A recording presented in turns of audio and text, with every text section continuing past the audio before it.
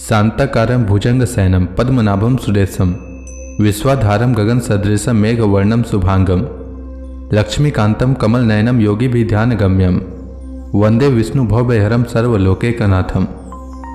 मंगलम भगवान विष्णु मंगलम गरुड़ध्वज मंगलम पुंडरीकाक्ष मंगलाय तनोहरि। ओम नमो भगवते वासुदेवाय। आज का दिन आप सभी के लिए मंगलमय हो। आइए सुनते हैं फागुन मास कथा का 10वां अध्याय।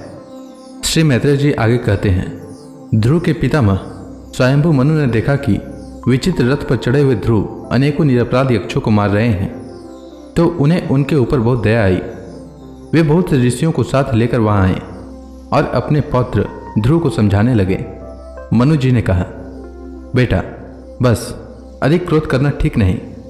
यह पापी नरक का द्वार है। इसके वशीभूत होकर तुमने इन निरपराध यक्षों का वध किया है। तुम जो निर्दोष यक्षों के संहार पर उतर रहे हो, यह हमारे कुल के योग्य कर्म नहीं है। साधु पुरुष इसकी बड़ी निंदा करते हैं। बेटा, तुम्हारा अपने भाई पर बड़ा अनुराग था, यह तो ठीक है, परंतु देखो, उसके वध से संतप्त होकर तुमने एक यक्ष के अपराध करने पर प्रसंगवश कितनों की हत्या कर डाली। इस जड़ शरीर को ही आत्मा मानकर इसके लिए पशुओं की भांति प्राणियों की हिंसा करना, यह भगवत सेवी साधु जनों का मार्ग नहीं है। प्रभु की आराधना करना बड़ा कठिन है, परंतु तुमने तो लड़कपन में ही संपूर्ण भूतों के आश्रय स्थान श्रीहरि की सर्वभूतात्म भाव से आराधना करके उनका परम पद प्राप्त कर लिया है। तुम्हें तो प्रभु भी अपना प्रिय भक्त समझते हैं तथा भक्त जन भी तुम्हारा आदर करते हैं। तुम साधु जनों के पथ प्रदर्शक हो, फिर भी तुमने ऐसा निंदनीय कर्म कैसे किया। सर्वात्मा श्रीहरि तो अपने से बड़े पुरुषों के प्रति सहनशीलता, छोटों के प्रति दया, बराबर वालों के साथ मित्रता और समस्त जीवों के साथ समता का बर्ताव करने से प्रसन्न होते हैं। और प्रभु के प्रसन्न हो जाने पर पुरुष प्राकृत गुण और उनके कार्य रूपलिंग शरीर से छुटकर परमानंद स्वरूप ब्रह्म पद प्राप्त कर लेता है। बेटा ध्रुव, देहादि के रूप में परिणत हुए पंचभूतों से स्त्री पुरुष का आविर्भाव होता है और फिर उनके पारस्परिक समागम से दूसरे स्त्री पुरुष उत्पन्न होते हैं। ध्रुव, इस प्रकार भगवान की माया से सत्वादी गुणों में न्यूनाधिक भाव होने से ही जैसे भूतों द्वारा शरीरों की रचना होती है, वैसे ही उनकी स्थिति और प्रलय भी होते हैं। पुरुष श्रेष्ठ, निर्गुण परमात्मा तो इनमें केवल निमित्त मात्र हैं।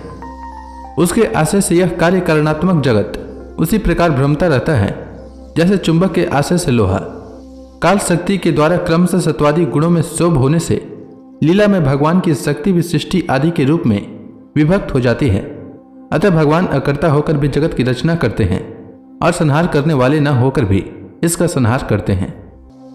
सचमुच उन अनंत प्रभु की लीला सर्वथा अचिंतनीय है। ध्रुव, वे कार्य स्वरूप अव्यय परमात्मा ही स्वयं अंत रहित होकर भी जगत का अंत करने वाले हैं तथा अनादि होकर भी सबके आदि करता है। वे ही एक जीव से दूसरे जीव को उत्पन्न कर संसार की सृष्टि करते हैं तथा मृत्यु के द्वारा मरने वाले को भी मरवाकर उसका संहार करते हैं।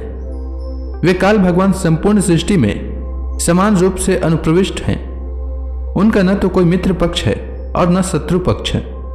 जैसे वायु के चलने पर धूल उसके साथ साथ उड़ती है, उसी प्रकार समस्त जीव अपने अपने कर्मों के अधीन होकर काल की गति का अनुसरण करते हैं। अपने अपने कर्मानुसार सुख दुख आदि फल भोगते हैं। सर्वसमर्थ श्रीहरि कर्म बंधन में बंधे हुए जीव की आयु की वृद्धि और क्षय का विधान करते हैं, परंतु वे स्वयं इन दोनों से रहित और अपने स्वरूप में स्थित हैं। राजन, इन परमात्मा को ही मीमांसक लोग कर्म, चार्वक स्वभाव, वैश्विक मतावलंबी काल, ज्योतिष देव और काम शास्त्री काम कहते हैं।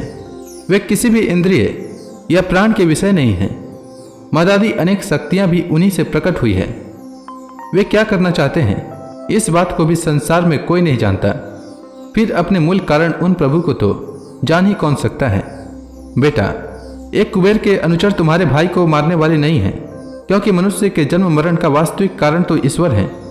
एकमात्र वही संसार को रचता, पालता और नष्ट करता है, किंतु अहंकार शून्य होने के कारण इसके गुण और कर्मों से वह सदा निर्लेप रहता है। वे संपूर्ण प्राणियों के अंतरात्मा, नियंता और रक्षा करने वाले प्रभु ही अपनी माया शक्ति से युक्त होकर समस्त जीवों का सृजन, पालन और संहार करते हैं।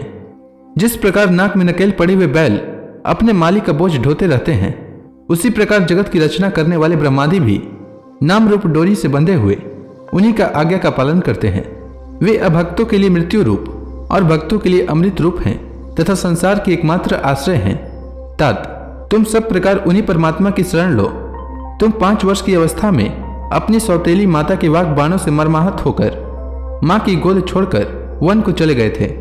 वहां तपस्या द्वारा जिन ऋषिकेश भगवान की आराधना करके तुमने त्रिलोकी से ऊपर ध्रुव पद प्राप्त किया है और जो तुम्हारे वैर भावहीन सरल हृदय में वात्सल्यवश विशेष रूप से विराजमान हुए थे, उन निर्गुण अद्वितीय अविनाशी और नित्य युक्त परमात्मा को अध्यात्म दृष्टि से अपने अंतःकरण में ढूंढो।